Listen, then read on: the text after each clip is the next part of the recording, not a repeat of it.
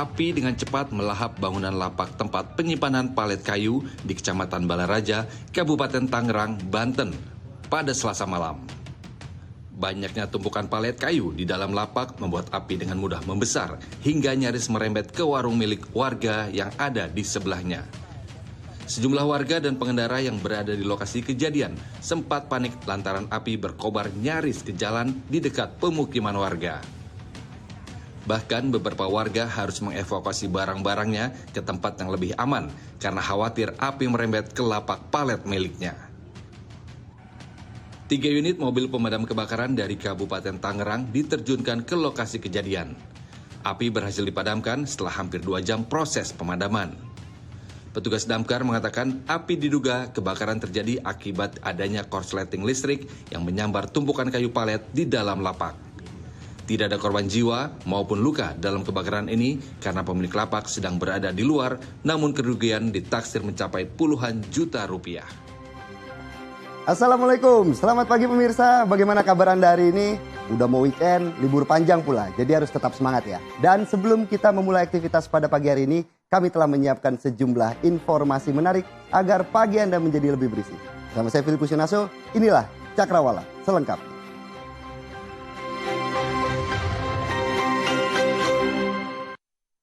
Pemirsa, pertengkaran asmara berujung pembakaran sebuah ijazah viral di media sosial. Masalahnya sepele, yakni karena sebuah helm.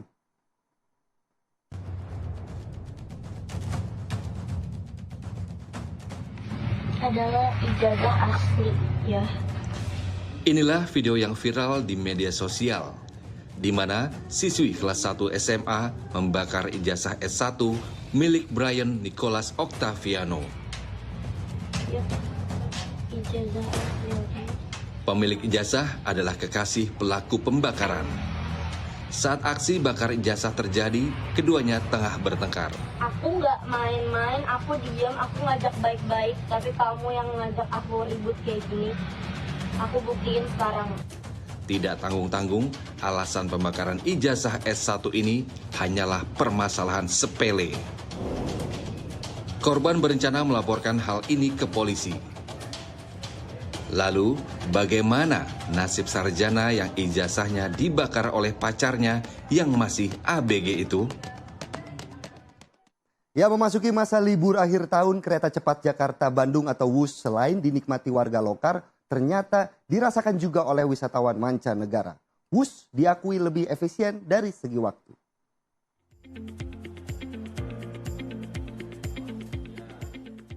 Tersedianya moda transportasi kereta cepat atau WUS diakui sangat membantu warga yang bepergian dari Bandung ke Jakarta juga sebaliknya. Hal serupa pun diungkap oleh wisatawan mancanegara asal Malaysia yang mengaku sangat terbantu dengan keberadaan WUS yang dapat menghemat waktu perjalanan. Wisatawan asal Malaysia, Hanafi, bersama sang istri mencoba menumpang kereta cepat WUS untuk pertama kalinya, dikarenakan dapat mempersingkat waktu perjalanan dari Bandung menuju Jakarta. Kalau mau mana Malaysia? Malaysia. Sekarang Bapak mau pulang atau apa nih Pak? Iya, mau pulang ke Jakarta. Jakarta. Dari Bandung ke Jakarta. Berapa mau? Sekarang mau naik kereta cepat? Iya, mau coba ya. Terus? Coba naik bus. Pak, sangat mengagumkan, cantik suasananya, damai, hijau. Hijau gitu. Alhamdulillah. Kereta cepat Jakarta-Bandung atau WUS jelang libur Natal 2023 dan Tahun Baru 2024 menyediakan sejumlah tiket tambahan tiap harinya sebanyak 20.000 tiket bagi masyarakat yang akan bepergian dari Jakarta ke Bandung atau sebaliknya di masa libur akhir tahun ini. Sementara di Yogyakarta, penumpang kereta diprediksi bakal naik hingga 9%. Puncak arus mudik ke wilayah Daop 6 Yogyakarta diprediksi terjadi pada tanggal 22 dan 23 Desember. Menyambut Natal dan Tahun Baru, PT KAI Daop 6 Yogyakarta mulai membuka masa posko angkutan Natal dan Tahun Baru per tanggal 21 Desember 2023 hingga 7 Januari 2024. Salah satu stasiun yang menjadi favorit yakni Stasiun Tugu, Yogyakarta. Pihak Daob 6 Yogyakarta memprediksi jumlah tertinggi penumpang yang naik di stasiun Tugu akan terjadi pada tanggal 26 Desember dengan jumlah penumpang 9.296 orang dan tanggal 1 Januari 2024 mencapai 11.236 penumpang.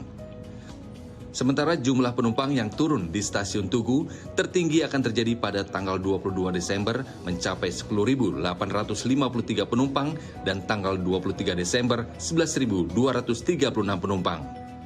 Pada Nataru kali ini, pihak Daob 6 Yogyakarta mengoperasikan 4 kereta tambahan yakni KA Tatsaka dan KA Lodya masing-masing 2 perjalanan. Sementara di Terminal Induk Kota Bekasi, Jawa Barat sudah mulai ramai dipadati oleh calon penumpang dengan tujuan Jawa Tengah jelang libur akhir tahun. Para penumpang rela antri demi mendapatkan tiket meski harga tiket sedang melambung tinggi. Kondisi ramai tampak di salah satu PO bus tujuan Jawa Tengah yang berada di Terminal Induk Kota Bekasi, Jawa Barat pada Rabu pagi. Para penumpang yang mayoritas membawa anak-anak ini rela antre sejak pagi demi mendapatkan tiket mudik ke kampung halaman. Memasuki masa libur anak sekolah, banyak pemudik yang memanfaatkan masa libur ini di kampung halaman bersama keluarga. Harga tiket bus diketahui mengalami kenaikan dibandingkan dengan hari biasa. Namun menurut para pemudik, kenaikan harga tiket masih terbilang wajar. Mau ke Tegal. Mau ke Tegal. Sama siapa aja, Bu? Sama anak. Sama anak ya, Bu. Ini udah libur sekolah ya, Bu, anak ya? Udah. Harga tiketnya sendiri sekarang berapa, Pak? 130. Ada kenaikan apa sama? Naik 10.000 kata. Naik gimana, Pak? Tanggapannya, Pak, naik? Enggak apa-apa. Nggak apa-apa. Nggak apa-apa, cuma dikit ya, Pak ya? Iya, makanya pemudik. Meski terpantau ramai pemudik, namun jumlah pemudik belum terlihat naik signifikan.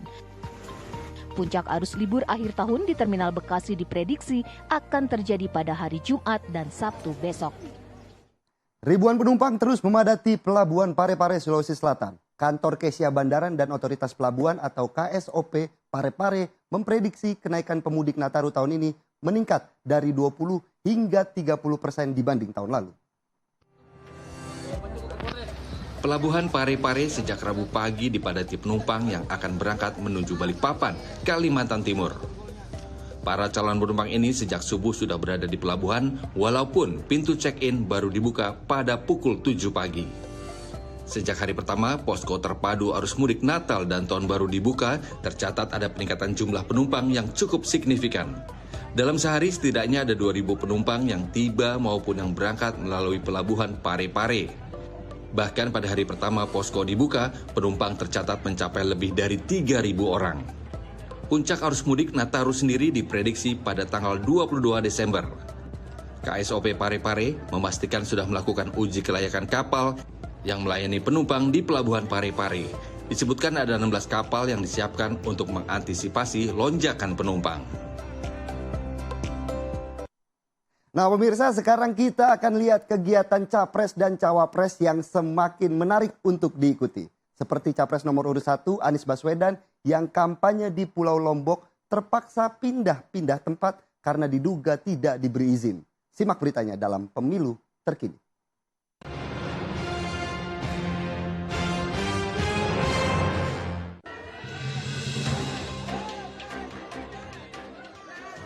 Kampanye Capres nomor urut 1 Anies Baswedan bersama milenial ini sedianya akan digelar di sebuah kafe milik salah satu pengusaha di Mataram. Namun tiba-tiba berpindah tempat. Lokasi acara kemudian berpindah ke Taman Budaya milik Dinas Pariwisata, namun lagi-lagi berubah. Anies mengatakan hal ini sudah berulang kali terjadi.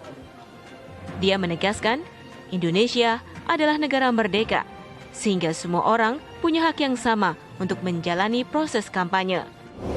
Sementara, Cawapres nomor urut 1 Muhaimin Iskandar menyapa anak muda Depok dalam acara Slepet Imin. Caimin mengaku sudah siap menghadapi debat pada tanggal 22 Desember mendatang. Menteri Pertahanan yang juga calon Presiden nomor urut 2 Prabowo Subianto mengunjungi desa Pamupukan, Kecamatan Ciniru, Kabupaten Kuningan, Jawa Barat. Dalam kunjungan kerjanya, Prabowo meresmikan bantuan proyek pompa air di 5 desa di 4 kecamatan di Kabupaten Kuningan. Sementara calon wakil presiden nomor urut 2 Gibran Rakebuming Raka hari ini menjalankan aktivitas sebagai wali kota. Calon presiden nomor urut 3 Ganjar Pranowo melakukan kunjungan ke sebuah pabrik rokok di Bantul, Yogyakarta. Dalam kesempatan itu, Ganjar turut buka suara menanggapi isu miring yang menyebut pasangan Ganjar Mahfud bakal menghapus bantuan sosial untuk warga miskin yang selama ini berjalan. Program Kartu Terpadu menjadi salah satu program yang diusung Ganjar, di mana kartu itu digadang-gadang akan menyatukan Kartu Indonesia Pintar, Kartu Indonesia Sehat, hingga Kartu Tani maupun kredit usaha rakyat. Dalam kesempatan terpisah, calon wakil presiden nomor urut 3, Mahfud MD, memenuhi undangan santap siang bersama dengan warga dan sejumlah pendukung di Marunda, Cilincing, Jakarta Utara, Rabu siang. Di lokasi santap siang, sejumlah warga dan pendukung sudah menunggu. Tanpa rasa canggung, Mahfud ikut berbaur dan membakar beberapa ikan sebagai menu santap bersama. Tak lupa, Mahfud juga ikut mencicipi olahan mangrove buatan warga sekitar seperti selai dan sirup mangrove. Sebuah mobil SUV berplat dinas Polri diduga digunakan kampanye oleh seorang caleg DPR RI di Kabupaten Tangerang, Banten. Ini terekam kamera warga dan menjadi viral.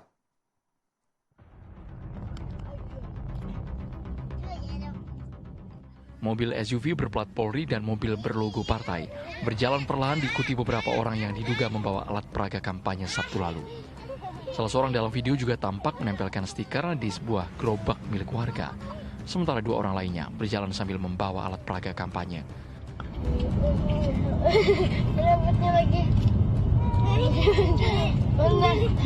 Polresta Tangerang dan Bid Propam Polda Banten yang mendapat laporan pun bergerak cepat memanggil pemilik mobil yang merupakan caleg DPR RI untuk klarifikasi. Kapolresta Tangerang Kombes Sigit Danistiono mengatakan pihaknya sudah berkoordinasi dengan Bawaslu dan Bid Propam untuk menindaklanjuti peristiwa tersebut. Selain diberi sanksi tilang, plat dinas Polri dan lampu strobo yang terpasang di mobil SUV milik caleg DPR RI ini dicopot petugas Satlantas Polresta Tangerang. Menindaklanjuti adanya berita viral ini, yang saat ini sudah kita tindaklanjuti dengan tindakan penertiban, yaitu tilang terhadap pelanggaran lalu lintas penggunaan plat nomor. Pemilik mobil, Zulfikar, caleg DPR RI dari Partai Demokrat menjelaskan, mobil berplat polisi itu merupakan mobil pribadinya dan bukan mobil dinas kepolisian. Zulfikar menyebut plat Polri yang digunakan di mobilnya didapat secara resmi dan sesuai proses untuk kedinasan sebagai anggota dewan. Atas peristiwa itu, Zulfikar yang merupakan caleg DPR RI dari Partai Demokrat meminta maaf kepada institusi Polri dan masyarakat. Anggota DPR RI. Namun plat tersebut memang sudah berakhir. Saya mohon maaf karena saya tidak begitu melihat dan mengecek secara langsung tentang plat tersebut. Yang berikut ini video seorang oknum polisi di Palembang viral saat mengintimidasi dan mengancam warga dengan menggunakan senjata tajam. Tersangka pun langsung ditahan oleh Bid Propam Polda Sumsel. Bribka Edi Purwanto, oknum polisi dari Polsek Muara Padang, Kabupaten Banyuasin, yang melakukan aksi intimidasi dan mengancam kepada seorang warga menggunakan senjata tajam, telah ditetapkan tersangka oleh penyidik Satuan Unit Pidana Umum Polrestabes Palembang. Penetapan tersangka berdasarkan laporan dari korban dan barang bukti video viral, serta dari hasil pemeriksaan saksi, korban, dan tersangka. Tersangka dijerat pasal 335 KUHP tentang pengancaman dengan ancaman kurungan paling lama 1 tahun penjara. Usai ditetapkan sebagai tersangka, oknum polisi tersebut langsung ditahan di Bid Propam Polda Sumsel.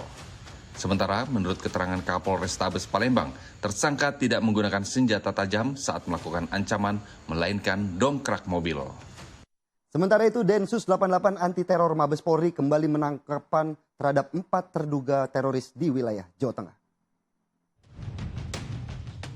Dengan penangkapan ini, total sudah ada 9 orang yang diamankan dari wilayah tersebut. Para tersangka disebut-sebut merupakan jaringan Jamaah Islamiyah atau JI. Sementara dikabarkan pula Densus 88 anti teror juga meringkus seorang terduga teroris di wilayah Ngawi, Jawa Timur. Selain itu, Densus 88 anti teror Mabes Polri juga disebutkan menangkap satu orang terduga teroris di kawasan Pasar Kemis, Tangerang, Banten. Dari informasi sementara, keduanya merupakan kelompok negara Islam Indonesia atau NII. Hingga kini penyidik Densus 88 terus melakukan pendalaman guna mengungkap jaringan teroris lainnya. Pasca terbakarnya hutan lindung di Gunung Lawu, Kepala Staf TNI AD Jenderal TNI Maruli Simanjuntak melakukan penghijauan dan pembersihan bersama ribuan personil gabungan dari berbagai elemen. Penghijauan dan pembersihan Gunung Lawu ini dipimpin langsung Kepala Staf TNI Angkatan Darat Jenderal TNI Maruli Simanjuntak. Pembersihan Gunung Lawu dilakukan di pos jalur pendakian puncak Gunung Lawu Cemoro Sewu, Desa Ngancar, Kecamatan Pelausan, Kabupaten Magetan, Rabu kemarin. 2010 personil gabungan TNI Polri, Perhutani, relawan BPBD, dan warga setempat sejak sepekan terakhir telah dikerahkan melakukan penanaman kembali hutan yang gundul pasca terbakar pada 8 September 2023 seluas 1.665 hektar. Sementara itu, dari total 20.000 bibit tanaman, baik jenis damar, trembesi, cemara, pinus, dan eukaliptus yang disiapkan, upaya reboisasi ini baru terlaksana 50% saja. Jenderal TNI Maruli Simanjuntak mengatakan selain faktor cuaca juga sulitnya medan menjadi kendala reboisasi secara manual di Gunung Lawu tak bisa cepat dilakukan. Selain reboisasi, Maruli juga mengaku permasalahan sampah rumah tangga dari sejumlah usaha rumah makan dan restoran yang dibuang di Sungai Gunung Lawu juga menjadi perhatian khusus. Ya, jadi kita mengetahui sekarang bahwa ada anggota kita 8 jam membawa bibit yang bisa sampai 2 meter jalan kaki ke puncak sana. Jadi nanti kita lebih evaluasi lagi. Sekarang mungkin rekan-rekan kita ada 2.10 orang melakukan seperti ini dengan cukup waktu yang panjang dan cukup melelahkan. Nanti mungkin ke depan kita bisa efektifkan bagaimana caranya dengan pencinta alam yang naik harus 10 orang bawa bibit. Dalam kesempatan yang sama, Kapolda Jawa Tengah Irjen Pol Ahmad Lutfi juga mengaku masih terus melakukan upaya hukum bagi pelaku pembakaran hutan dengan pasal-pasal pembakaran dan perusakan hutan. Selain menggelar penghijauan dan pembersihan Gunung Lawu pasca terbakar, TNI AD juga menggelar bakti sosial pengobatan gratis, serta sunatan massal bagi warga masyarakat sekitar Gunung Lawu. Setelah jeda, kami ajak Anda melihat berbagai macam durian di Jakarta yang rasanya super enak. Tetap di Cakrawala. Terima kasih Anda masih menyaksikan Cakrawala. Seorang kepala desa di Kabupaten Kolaka, Sulawesi Tenggara dianiaya oleh tetangganya sendiri saat sedang tertidur pulas. Akibatnya banyak luka serius di sekujur tubuhnya.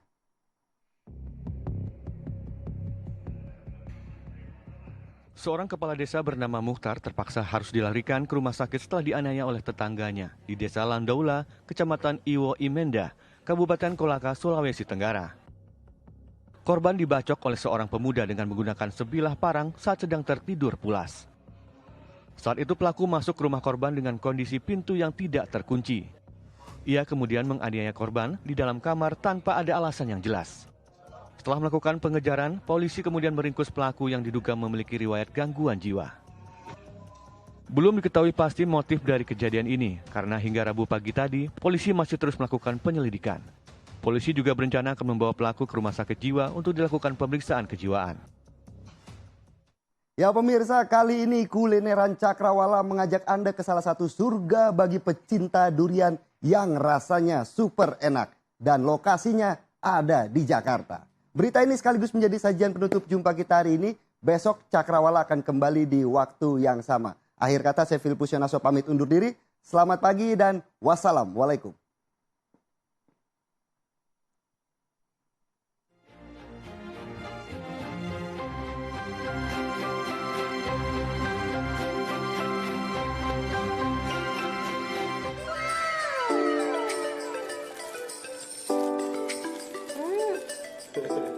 buat Mbak Cantik. Wah, makasih. Kalau yang ini apa, Mas? Ini durian Bawor Israel. Ini salah satu unggulan dari Banyumas, Jawa Tengah. Berarti ini durian lokal ya, Mas? Iya dong, lokal unggulan punya Indonesia. Keren. Pemirsa kulineran Cakrawala, inilah Korek Durian, surganya para pecinta durian. Lokasinya terletak di Kebayoran Lama, Jakarta Selatan. Nah, baru masuk tempat ini, wangi duriannya sudah sangat menggoda. Pilihan durian dari seluruh daerah di Indonesia tentu saja ada di sini. Kualitas duriannya kita tanya para pengunjung. Terus kenapa tuh selalu datang lagi? Pertama, kualitas duriannya bagus. Dua, orang-orangnya ramah. Dan kalau kualitasnya jelek, terus langsung diganti sama mereka. Wah, jadi penasaran banget nih sama kualitas duriannya. Harus duduk dan cobain macam-macam durian terbaik.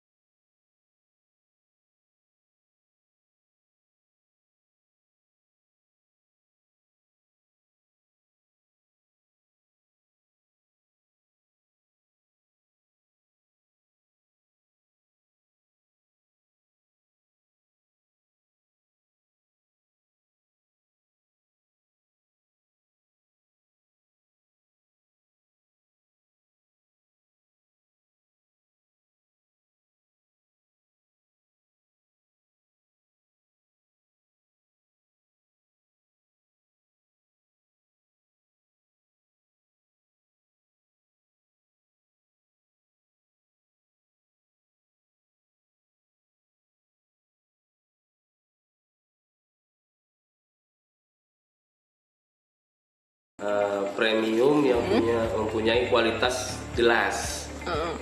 Lalu dari servis kita harus bisa melayani dengan segenap hati dan jiwa customer tentunya ya, karena percuma saja kalau kita punya barang bagus, kualitas bagus, tapi pelayanan kita jelek.